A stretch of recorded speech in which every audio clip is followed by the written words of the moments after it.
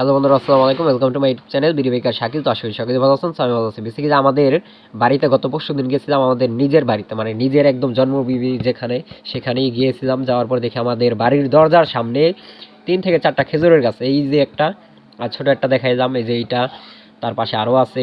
এই খেজুরের গাছগুলো গত বছর কাটা হয়েছিল, আর এই বছর কাটা হয় না।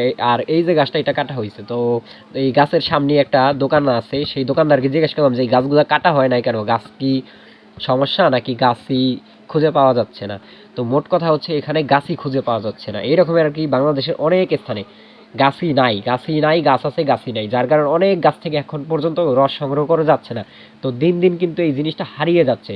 তো এখানে আমি একটু দাঁড়াইলাম এই গাছটার নিচে, কারণ হচ্ছে টপ টপ করে রস পড়তেছে। ছোটোবেলায় আমরা কি করতাম, এই যে টপ টপ করে যে রস পরে হাঁড়িটা নিয়ে যাওয়ার পরে, তখন আমরা হাত পেতে থাকতাম, সেটা নিয়ে খাইতাম।